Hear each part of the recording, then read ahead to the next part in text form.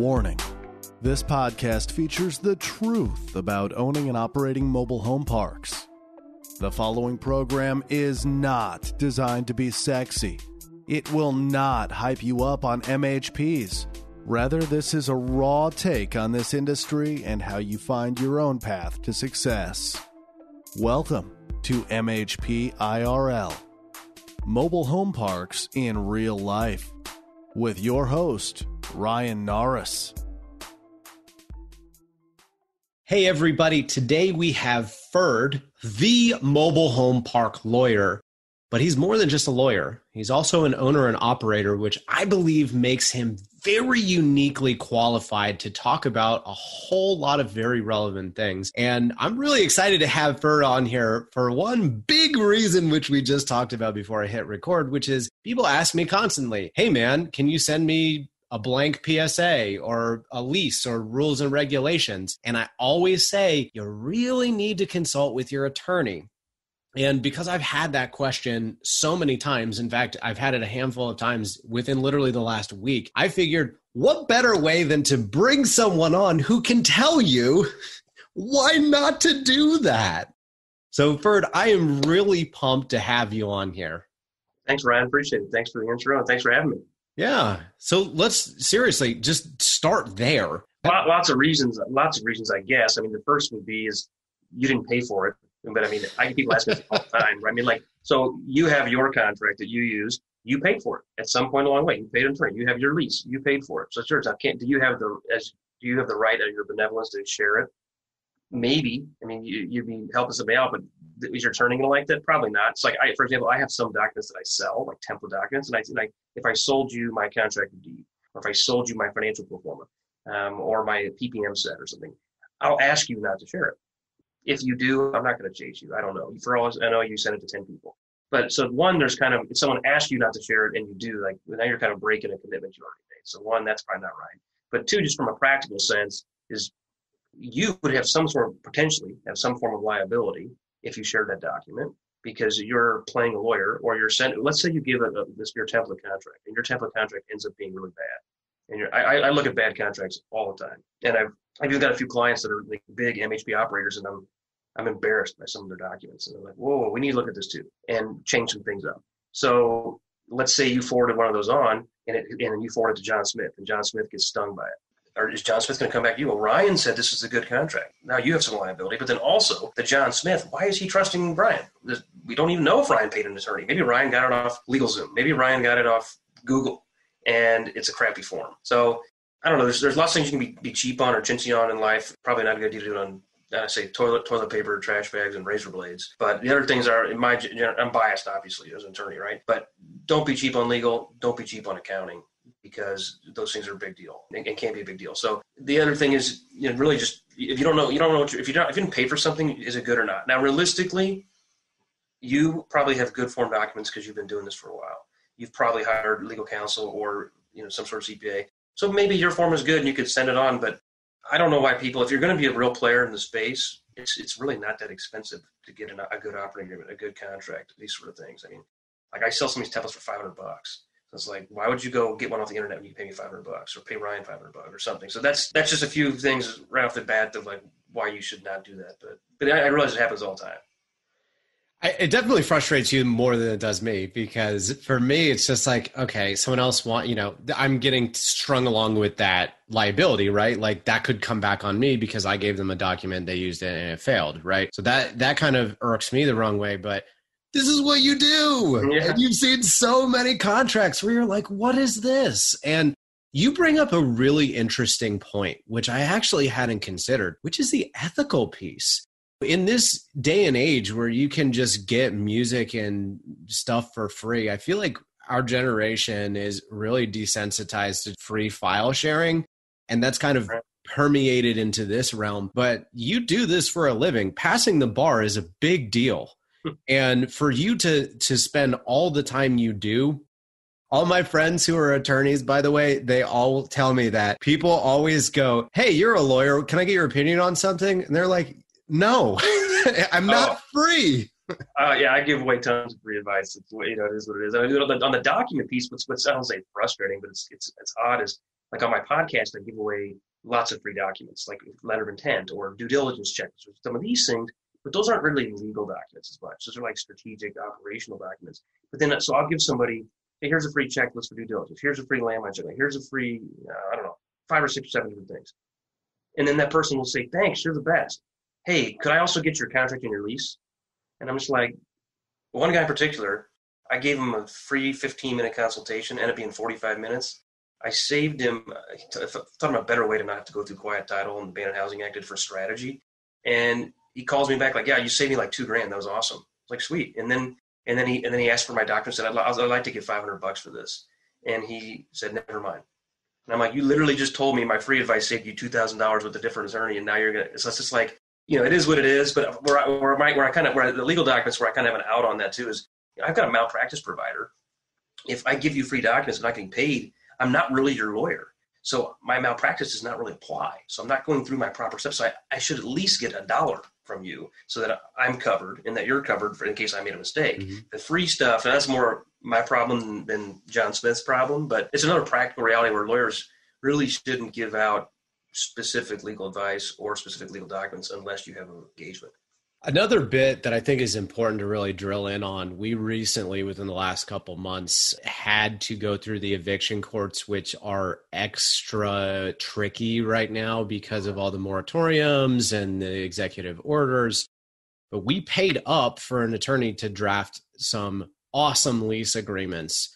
And when we showed up to court, so what ended up happening is my property manager usually can just show up to court because a lot of times people don't even show up. So you win just the judgment just because they don't show up. She forgot to bring the lease with her.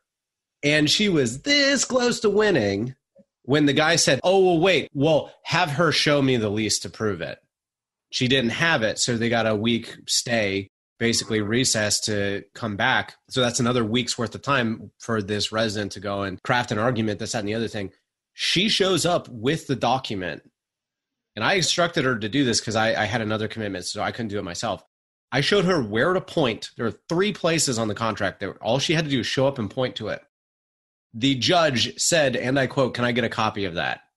We won it easily. And this is all because we paid up to have a very specific document drafted in a very specific county within a state. Because what I found, it being an owner in multiple states, is that each state, and really a lot of times each county, and even each judge can have a different interpretation. So just because you operate in California doesn't mean me over here in North Carolina, I'm not going to be able to use your documents, or at least there's going to be a lot of vulnerabilities within it because across states, there can be completely different laws. That's a great point. I mean, evictions, that especially, and that's one thing I don't ever do is evictions because of that reason. Like, I don't know the eviction specific rules in North Carolina, and it probably does. It's a one-off deal that you're not going to pay me to get smart on that. You're better off finding the guy that's already smart on that. So yeah, one thing that some of my clients do is they want me to do a state specific lease, because a lease you're going to use 10 and 20 and hundreds of times over. It's like, for the most part, landlord-tenant law is the same nationwide, but each state has different rules. I mean, rules like Illinois, you have to have a 90-day rent notice. Okay, North Carolina has like a 30-day Abandoned Housing Act, but it starts after you get eviction. Other states, 15. Other states, no real state-specific rules, so it's just case by case. I've probably done like 15 state-specific leases in the last 4 months. So I'm seeing the differences where I don't operate in 15 states. I'm in like 5 or 6. So it's like I didn't know North Carolina, but now I do. South Carolina, now I do, because somebody hired me to look at it. But, that was prudent of them. But there are certain documents where you definitely need to have state specific. And obviously, at least look at things like abandoned housing. Can you build back water, sewer? What is the Dodd-Frank and SAFE Act provisions in that state? Are there any MH specific? Like some states have a mobile home park tenant bill of rights. Some have no real laws, other than just regular landlord tenant. But people, so that's why some people buy my template lease or hire me to do a lease. I'm like, look, this lease is for this state, or it's for no state. It's just generic and caveat emptor, so to speak. But I think you're doing it right to get state specific documents, even at the granular level on eviction. An interesting thing too is I've noticed county by county, things can be different as well. So for example, some counties allow you to not have to physically give out a 5-day or 10-day notice. you can actually on your lease initial, this counts as my 5-day or 10-day notice or whatever the state. Some judges hate that idea and will throw it out immediately. Right. So having that granular knowledge will help in a big way, because stuff happens. We had earlier this year, it was a really sad event. Someone from outside of the community who was dating a 17-year-old girl was one of our residents who liked the bad boys, right? And he shows up and some guy, I guess, gave him a cross eye or something. And so this guy who I have never met before, didn't background check, he's freshly dating this girl, shows up to our property and I guess gets mean mugged by someone or something, or insert excuse to decide, hey, I'm going to shoot my gun at 2 mobile homes. So one was the guy that mean mugged him and one was just a completely innocent victim. Now, thank goodness no one got hurt. And we ended up giving the 2 victims a free month of lot rent and just reassured them, like, we're going to handle this. It turns out the guy had a warrant on his arrest and we were integral in helping the police track this guy down. But at the same token, I also had to go and non-renew someone, which is not fun. And at first, this person was completely understandable. And then I guess what happened was they realized, like, hey, I've got nowhere else to go. So I'm going to fight this. And so now all of a sudden, my non-renewal is being contested. And when it's a tenant-owned home, it's not as easy as a park-owned home to get somebody out. Well, non-renewal can get real messy on those, because I've heard lots of stories that used to, 6-7 years ago, when I got started in this, that was like the business model. It's just non-renew. You don't have to release under with eviction. It's like, but then judges started saying, this is so one-sided. It's not fair to make this person leave. The judges are throwing it out. So it's like the month-to-month lease used to be the cat's meow, but now it's like, it's not even that valuable. You want to do 1-year lease? Some states require 2-year leases, et cetera. So how'd that work out? Are you still in the middle of that one? So basically how this went is, as any operator knows, a lot of your residents, when they end up deciding that they want to shoot guns or do bad things, they also happen to have a law degree and know everything about the law. So this person went from, okay, I completely understand you want to keep your community safe. This person wasn't associated with me, but going from, hey, I'm the one who's responsible here, to complete 180 to now I'm going to fight you. This is illegal what you're doing, blah, da, da, even though the general statute is available online. And you can read all of it for free. And my non-renewal form has all of it right there. So you can go and read it. What I do is I'm a very face-to-face person. Ian and myself are. Ian actually met with this woman face-to-face. So it happened to fall on Ian's. Normally it's one of the 2 of us. So we actually got involved here because it was an extra important message for us to send out to our residents that we are not going to hide behind employees when it comes to people's safety like this. So Ian was the one who got to deliver this message. It's fun. I've had to do it myself in other instances, but basically when Ian showed up and it was not just our employee saying it with documentation and the eviction filing notice hit as well, she realized it's time to negotiate. And we ended up buying her home from her at a fair price, getting the title. And now that home is ours and we're going to eventually sell it because we've got our dealer license and all that jazz. But the ultimate point I wanted to argue here is that there's a kind of a corollary to what you were saying is, if you have good documents, when bad things inevitably happen that are completely out of anybody's control, even this woman's control. Like if you have kids, your child is not controllable. That is just how kids work, especially teenagers. Bad things are going to happen. If you got to lay down the law, you got to better make sure you know the law and you have your ducks in the row. So if this woman was to contest, you're ready to fight for the safety of those residents. Because I guarantee you, if that guy hadn't have been caught, he would have been back hanging out with that girl. It would have happened. Got it. Oh, good. Glad it worked out. I want to pivot for a minute. Okay. Because I can hear the cringing of my fellow folks who started with nothing. So Ian and I, 6 years ago, almost started with effectively no money. Myself, I had a negative net worth. Flash forward, we've bought 17 mobile home parks and growing. For right now, if I need to go and spend money to get a new contract, it's not a big deal. 6 years ago, I had basically no money at all to spend.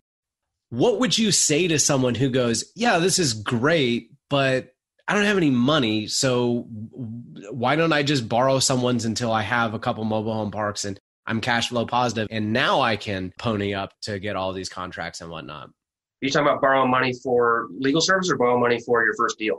for legal services specifically. So in other words, if I'm someone who's starting with nothing and I'm like, man, I don't even have enough money for my first down payment for a mobile home park. I think if you have no money for, you can get a contract for $500 or $1,000.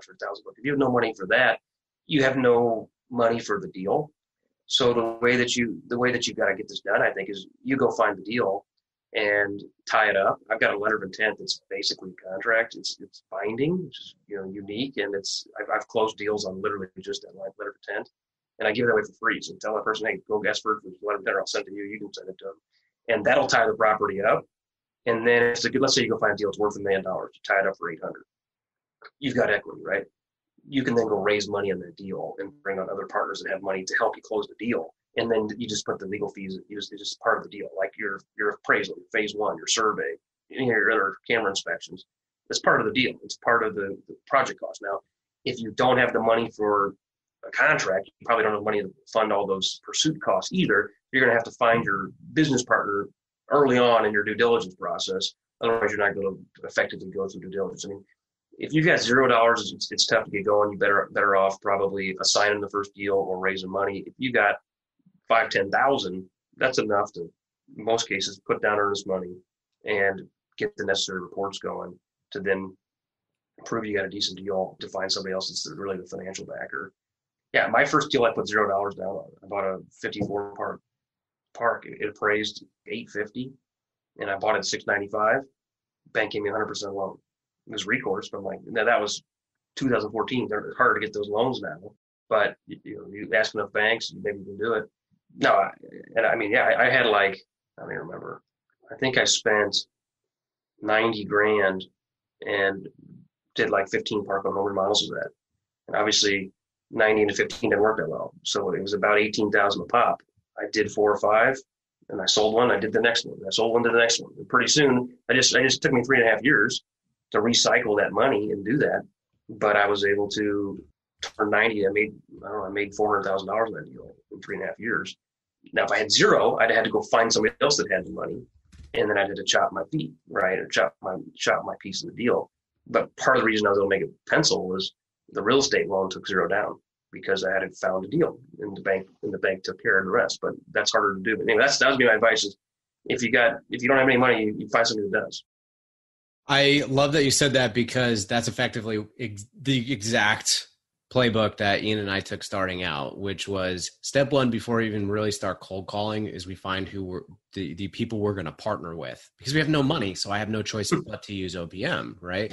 So what does that mean? Yeah, you don't need leases to get a deal under contract. That makes sense. However, what do you do for operating agreements? Well, what Ian and I did was we actually leaned on our investor partners who were experienced in this space to get us an operating agreement. And for a couple $100, we had our own attorney go over it. And he found some areas of liability, vulnerability within that we kind of pushed back on a little bit, and then it wound up being a happy ending. So in other words, even if you have no money, if you're truly starting with effectively nothing, you can still find ways to do things the right way for just a couple $100, especially if you're willing to partner with someone out of the gate. So my next question to you then is with regards to operating agreements, because I get that question as well. Like, why don't I just copy yours or someone else's for an operating agreement? And what I always say is, when you get in a car, you put on your seatbelt, not because you are intending to go to a demolition derby and to get into an accident, but because there's other idiots on the road and there are other things that are completely out of your control. And the thing about a seatbelt is, yeah, it's annoying, but oh my gosh, you are glad it was there when you needed it. So operating agreements to me are huge, huge portions of this. What risks does someone have entering an agreement without one? Because what I hear every now and again, Ferd, is, oh, I've known such and such for decades. He's a really close friend. Or, oh, this is my dad or my cousin. What types of risks are there if you are either just borrowing someone else's, copying and pasting, or you're just like, no, this is my husband, wife, cousin, best friend, whatever? Well, I mean, lots of risk. I mean, you really don't need an operating agreement until you've got a problem, right? As you said, your seatbelt example. So if it's a single member LLC, it's just you really don't need one. You can write it on a napkin. I'm Ferd. I'm the manager. I'm the only member. I own 100% of the deal. I can make all the decisions I want. Ferd.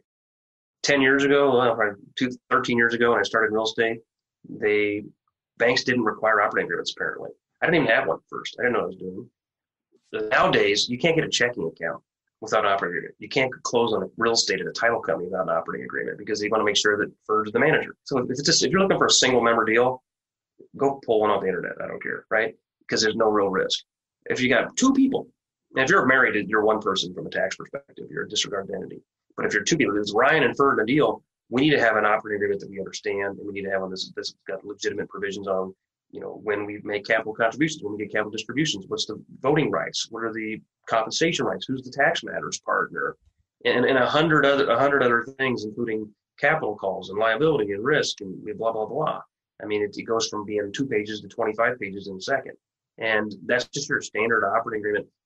So what could go wrong? I mean, I used to be in business with a guy that was not a good guy to be in business with, but his operating agreement had personal recourse. It was a limited liability company. It was supposed to be limited liability. He wanted personal recourse within the partners. So if the deal went south, let's say it was $1 million deal and the deal went south, the bank would only be able to, the bank or the other, say there was a lawsuit and somebody tried to sue, they wouldn't be able to sue me personally and get my house or my car. They could get whatever that LLC owned, which was this one property. But let's say that as a result of that, the suit took down the property and there was still a bank loan. The bank had personal recourse to me and the other guy. The other guy was 10 times wealthier than me, 50 times wealthier than me. And as a result, the bank was going to pursue him. So he wanted to make sure that if the deal went south, that he would be able to personally come after me for recourse, irrespective of the limited liability company. So unusual, right? But that was in that operating agreement. I read that and I didn't like that provision, right? So I would try to negotiate away from it. Or I would put in, what I actually ended up doing is I put in an LLC. My ownership in this deal was, I put it in an LLC. So the member of the partnership was a different LLC. That member had personal recourse to this guy. And he wasn't sharp enough to figure out that I was hiding behind an LLC. Now the bank knows my LLC has no money. It's a brand new LLC. The bank made me have signed personal recourse. Which is fair. I had personal recourse to the lender, but not to the partner. So it was a risk mitigation technique. I read the operating agreement. That was a unique provision I'd never seen in an operating agreement before. We were using his template because he was the boss, right? So he used his template. So it's important to know what's in there. I joke, like I have life insurance and I didn't die yesterday. So I wasted the premium, right? But I have life insurance in case I die today. Well, your operating agreement is kind of like that. It's like, I want to know what's in there. I want to understand it. And I want to negotiate it. And there's lots of different provisions that are going to be complex, especially you get into more complex deals like syndications and stuff like that, where there are typically two different classes of investors or members. So the operating agreement is the complex piece. Getting the articles of organization, getting the certificate of organization, getting the EIN. Those are simple. My secretary does all those. That's not legal work. That's like filling out paperwork in the government. The operating agreement is considerably more complicated. I agree. There is also nothing like having pen to paper. So especially with things like rent raises, we do our rent raises once a year in February. So we handed out all of our notices this year. And wouldn't you know, a couple folks that we negotiated rent locks for and realized that their rent locks had expired and they showed up all heaping hot and mad. And we showed up and all my employees had to do is pull out their contract with the initials right by, your rent lock expires on X date, and they point to it and they see their initials right there and they go, oh, okay. Yeah.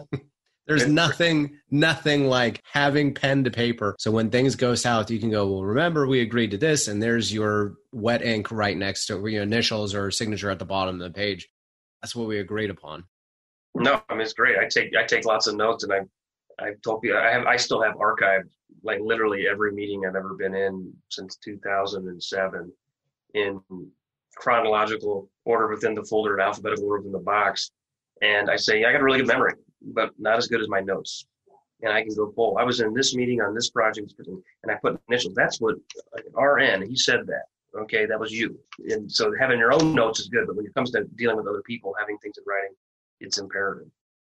I don't hear many people nowadays saying, oh, I don't even need an operating agreement. I hear people not reading their operating agreement and just not understanding it. That happens all the time, but not even having one, that's craziness.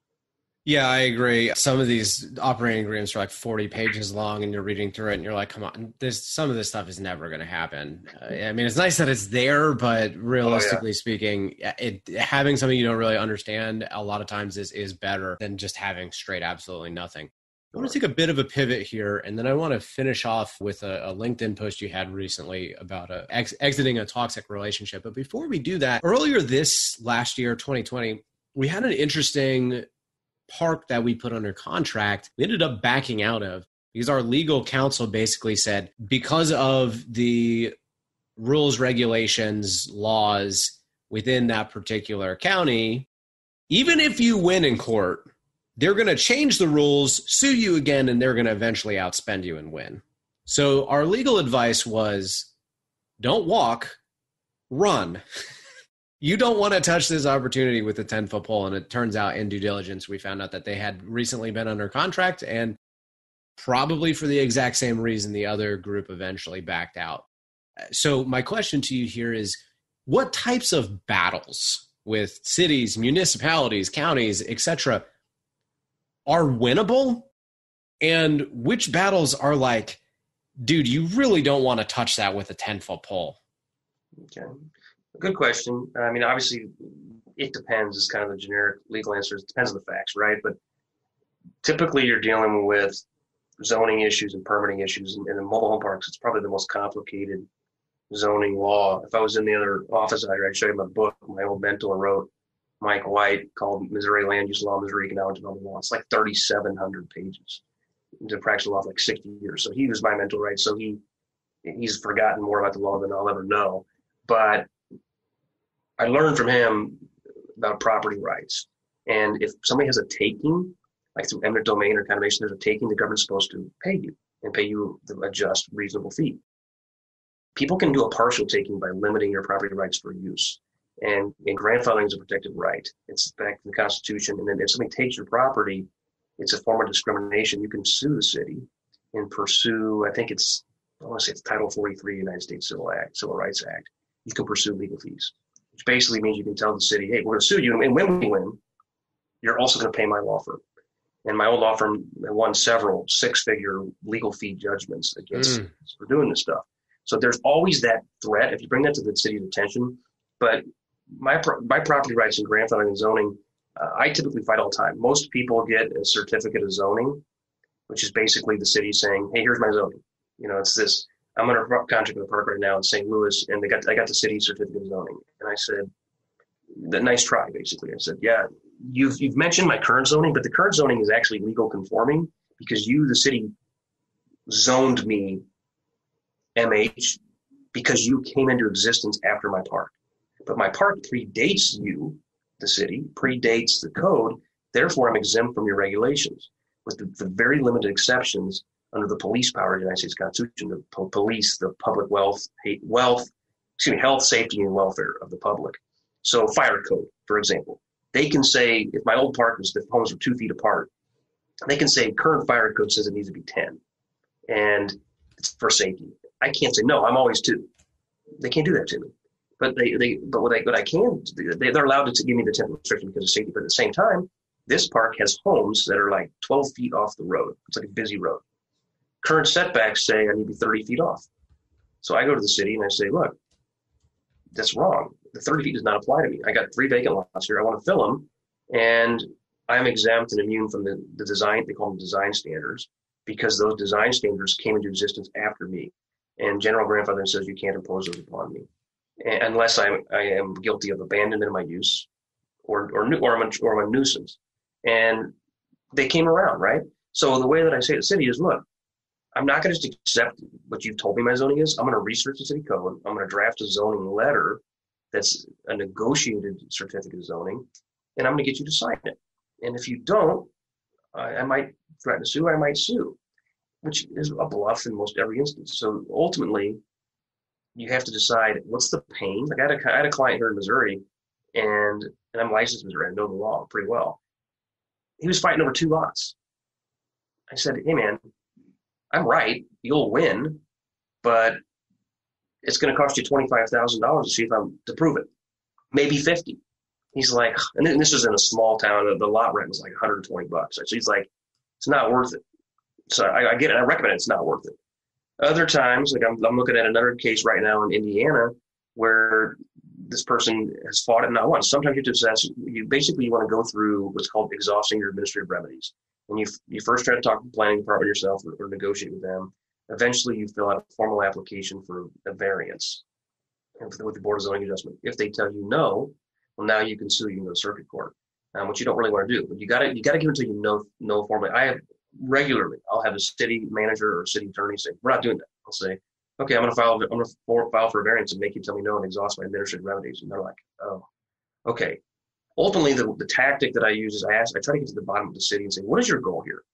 Is your goal that you hate trailer parks and you want to get rid of them? Because if so, we're going to have a fight. If your goal is you don't want to have every trailer park and more trailer parks and expand all that kind of stuff, okay, here's what we can do. You can grant me an exception for this reason.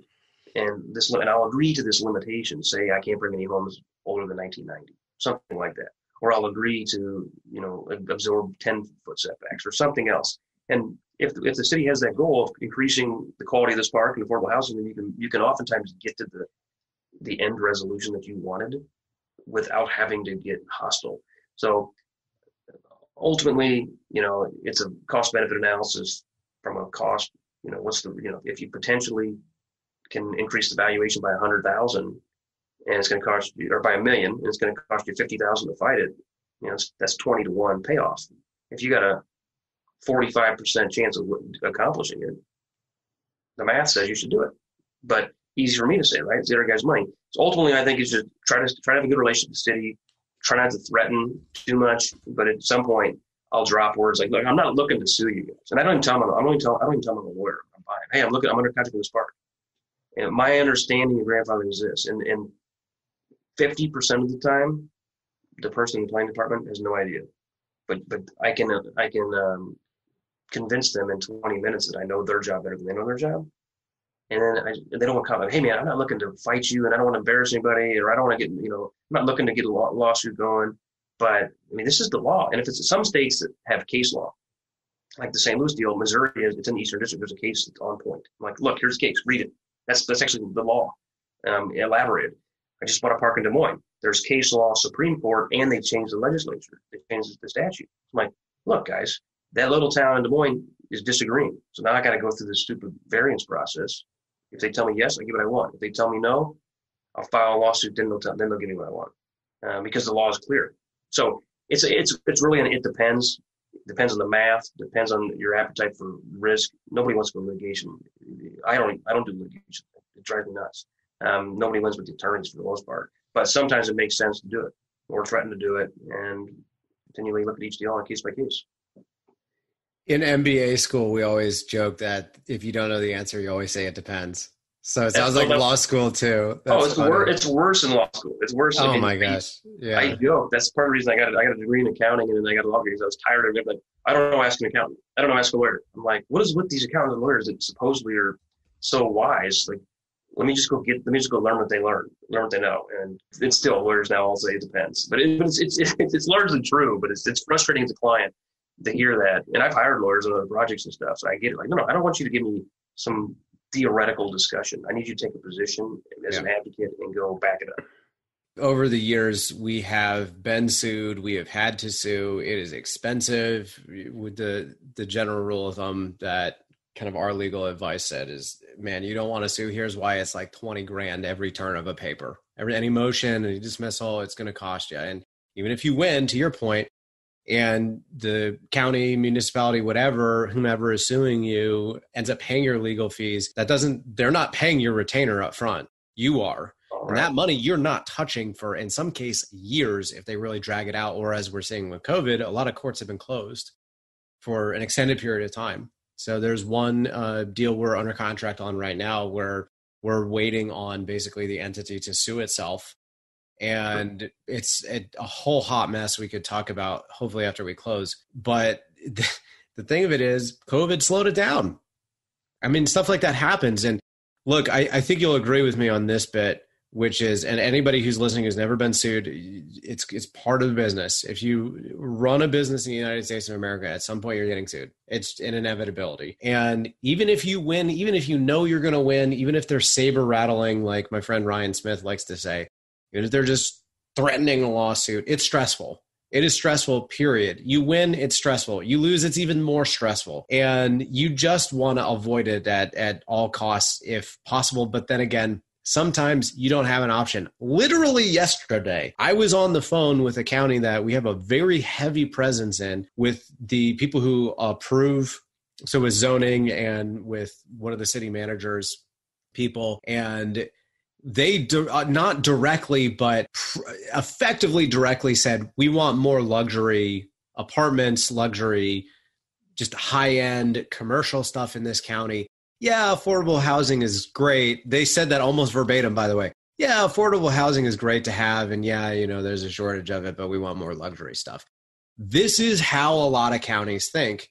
And because of that, literally last year, we had to go to one county city hall to pull up old documents to prove we were grandfathered for certain things. We have had to go to counties to pull easement records and stuff like that. I want to just echo what you just said right there, which is during due diligence, there is just nothing like advocating for yourself and going and doing that research for yourself. Even if you have to go spend a couple bucks in person, even in the middle of COVID, bring your mask and go and pull physical records. And a lot of times the municipality didn't even exist. And there's, like you said, stuff that was there from decades ago that you can fight and eventually win because, as we love to joke, a lot of government people don't really like their jobs and want to whack you with a power stick. So coming in and knowing their job better than they do, a lot of times it gets them to just back off. So I love hearing all of that. Let us do this because we're a little short on time. You had a post recently that really grabbed my attention and really hit me hard. And it was that you exited a toxic relationship about a year ago. And I've had plenty of friends, myself included, have been in toxic relationships. Now, I've been one to, I can't stand stuff for very long. So I find myself getting out of them quick. So I know how it feels, but I also have people very close to me who just don't want to admit they're in a toxic relationship. Without going into too much detail, how does a toxic relationship really affect your happiness, even if you're kicking butt? Because it sounds like you were crushing it in every sense of the word, with exception to this toxic relationship. I mean, as you know, a toxic relationship clouds everything, right? I mean, I left a lot of money on the table for business partner. I'm like, you know what? It's not worth it. It's just like every inch of it's like when you fight for everything. You don't want to be in business with people you can't trust, and that's what I realized I was in. It's like, oh no. And I was like, you get a little money, you get a little, valuation on something like, man, you see your net worth going up or the potential for it to go up by a bunch. You're like, I can suck it up for a little bit longer. I can plan my exit later. And pretty soon it's like, you keep getting in more and more. I'm like, man, this is just crazy. So anyway, I decided I'm out and left a lot of money on the table to do that, but it was the best thing that happened to me. So it's too easy. I don't know. It's too easy to make money and too easy to find good friendships, good relationships that you shouldn't have to stick into a bad deal with a bad person to try to do those sort of things. So yeah, I mean, I just think it's imperative to, right now it's like I've got friends I work with, family I work with, and people I like and trust. And it's, man, this is so much better than trying to chase bigger, greener pastures for money or for glory or something else. Like, man, happiness is crucial to everything, health and everything. So yeah, I just think if you're in a bad relationship with a business partner, man, find a way to get out any way you can. And it's been huge for me. I really want to highlight, underline, bold, italicize something you just said, which is, well, why can't you just suck it up and deal with it?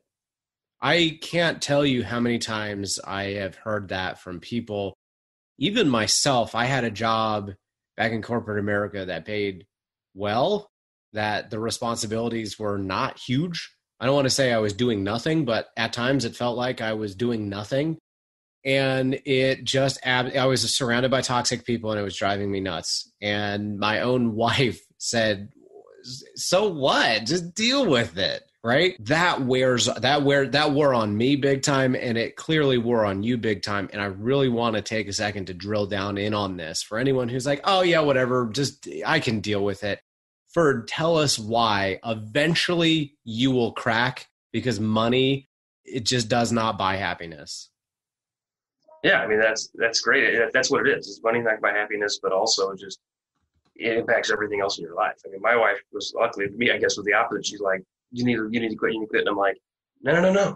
Here's this money. And I look at my commission sheet or look at my deal sheet going through, like, man, just give me this thing. It's like, you know what? Who cares? She's like, I'd rather you go. I don't know the example she gave me. She was a teacher back before she was a stay-at-home mom. She's like, go be a teacher. We'll buy a smaller house. We'll do this. We'll do this. I'm like, no, I don't want to do that. I have this ambition. So it's just getting out of a bad relationship, man, was just awesome.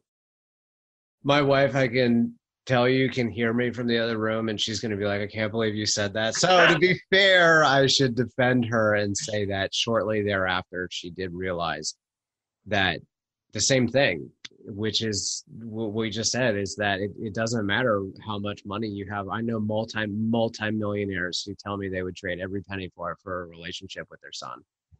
And this guy I worked with, man, his son quit.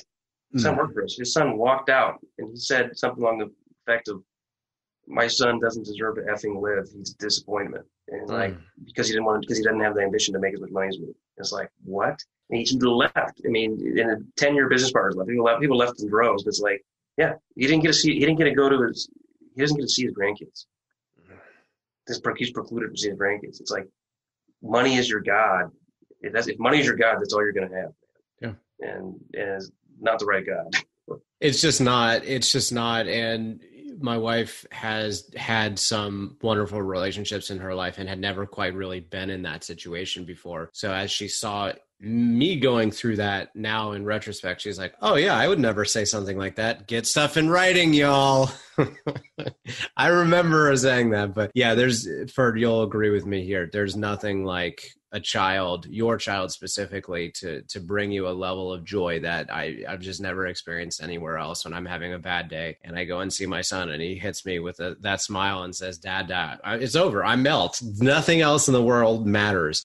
And to pick money over that, especially when eventually you have grandkids, I just can't relate to that. But on a more practical note, I know a lot of folks that I'm close with know that they're in a toxic relationship, but feel like they're stuck for X, Y, or Z reason. Just to pull, for example, not to call anyone out specifically, but just for example, I'm married and I don't have a prenup, so a divorce would basically ruin everybody involved, so I'm not going to leave. I'll just suck it up and deal with it. Or again, the thing that spawned me wanting to ask you this was, I just have too much money tied up in here and it's just not quite time to sell out yet, or I don't want to rock the boat or this, that, and the other, so I'll just deal with it. Tell me, it's not easy to exit a relationship, period. Why is it that it's worth the pain? I don't know, it's a sense of freedom, so to speak. It just, it takes the pressure off. So, I mean, it's the pain of being in a bad relationship. It's not going to, I say business relationship because, I'm not a big fan of divorce, being Catholic, and my wife and I don't plan to ever get divorced, but knock on wood, no. But being in a business bad relationship, it's just like every day it gets a little worse. It accumulates. Yeah. If you think it's going to change, you're a fool. I feel like you should, kind of like with employees, hire slow, fire fast. I feel like you enter a new partnership. If you figure out at the beginning, I knew right away, and I should have done. The guy gave me $100,000 signing bonus and a big piece of a bunch of retail real estate deals. And I was just like, man, this is great. And then I knew a month in, I was like, what am I doing here with this guy? And I'd already taken that money and bought him a ballpark with it and stuff. So now I didn't have that money liquid. So it wasn't as simple as just giving his money back and go away. I was just like, oh man, this is going to be a problem. So it's just the freedom of, being unchained. I am sure you've seen this movie, and I'm going to make a reference to it, and you might get a little chuckle when I say this, but Tom Cruise, 1993, The Firm. Oh, yeah. That kind of reminds me of that, where just everything seems great. It's family organization. They give him a Mercedes, a big fat bonus. He's making all this money when a couple months prior he's just eating Chinese food, and he's miserable. And then it gets worse from there. And obviously it's Hollywood and it gets crazy, but that's a really, really great movie for anyone who enjoys watching movies, to see what it's like to really, truly work with something toxic. And it takes it to the next level, obviously, because it's Hollywood. But funny that you say you're Catholic, so am I. So I definitely want to echo those sentiments there too. And kind of where I want to end this today, obviously, if you're in a toxic relationship or just a toxic situation in general, you got to find your way out. It's worth it. What are red flags that you can see on the front end? So for those from a more practical standpoint who aren't in a toxic relationship. So for example, my wife, what if go back a couple years when I was in that corporate situation, what red flags could maybe she have seen or I have seen prior to taking that job or going into a business partnership? What types of things can you kind of vet for, question for, qualify for, look for to avoid a bad situation, maybe with a business partnership or just anything in general? Yeah. Well, I mean, kind of like when you're buying a mobile home park, right? You do your due diligence. So the due diligence, you can research the person. You can ask other people that know them. You can ask for referrals. Sometimes when I vet park managers, I see how they treat other people, like their tenant. Like I bought a park here in Kansas City, and then I was debating keeping the manager on, which I almost never do. And I was meeting with her, and some residents came in, and they wanted to interrupt her, and these residents spoke minimal English. And this manager's like, hey, English only. I'm not speaking Spanish. And hey, can't you see I'm in a meeting with somebody important? And it was just like really short and really rude to him. And I was like, no, it's okay. You can deal with this real quick. And she's like, no, come back later. And I was just like, man, this person's bedside manner is really bad. So you can do that with a business partner by seeing how they treat their secretary or their receptionist, or sometimes in corporate America, they take you to lunch and they'll pay the waiter or waitress to spill your drink on you or mess up your order to see if you're the kind of person that says, oh, no big deal. Or the person that says, man, can you believe that stupid person? That's why they only make minimum wage. And those are often set up. But you can learn a decent amount about something from that. And like I have a client who at one point asked me to partner on a deal. And I said no. And then I said, oh, no, I'm fine. I'm busy on other stuff right now. But the other reason I said no is I saw the way they were treating other personnel, managers, surveyor, engineer, bankers, and like trying to, cut a deal with the surveyor. Hey, it's $8,000 and then retrade the price. And like, what are you gonna do that? What are you gonna do with me? I've already seen you acting like this other people.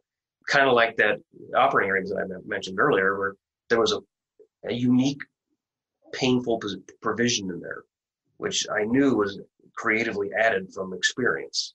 So I'm like, okay, this person's already shown a willingness to go sue their business partners.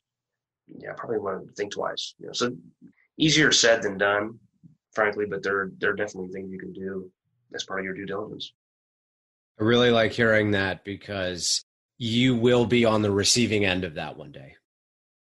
That's just how it is. If somebody complains about other people frequently in front of you, they're complaining about you behind your back. If they're bragging to you that they sue all these people, they're going to sue you one day. If they brag about how they retraded X, Y, or Z, they're probably going to do that to you one day. It's just how people are. And to your point, you got to do your due diligence. And I also love the point that you said about firing fast, because Ian and I were both on site with a property manager who her cousin shows up, and I don't care what your culture is. Like, I know they say Italians like to move their hands fast and talk really loudly or whatever. I don't care what your culture is. If you behave completely inappropriately, even if it's your cousin, in front of your boss, in front of other residents, that's not who you want representing you, period. And so we had to fire that person, which was, firing is never fun. So I had the fun task of doing that about a year and change ago, but it all comes back to exactly what you said earlier, which is typically you don't want to keep the people that are already there. It's just a part of it. I mean, I'm not saying they don't deserve a chance, but they will behave to you like they will behave to those around them. So I love hearing that. Ferd, we're at about time here. I want to really thank you for taking the time. Folks, I want to reiterate, do not cheap out on your attorney and find a way out of toxic relationships. Otherwise, Ferd, I really want to thank you for taking the time. It was an awesome episode. You got it. Thanks, Ryan. Thanks for having me.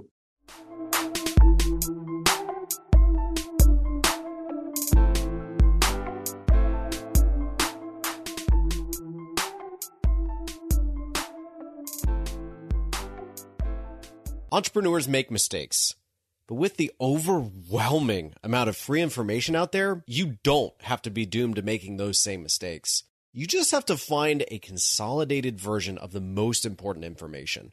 What if I told you I'll gift you all of my DD mistakes I've made over the years for free? Just leave me a 5-star review, screenshot the review after it goes live, and email it to me at my website, archimedesgrp.com. Afterwards, join our Facebook group, Mobile Home Park Mastermind. You'll find hundreds of other mobile home park owners sharing ideas, contractors, and deals. It's free to join, and we would absolutely love having you join us.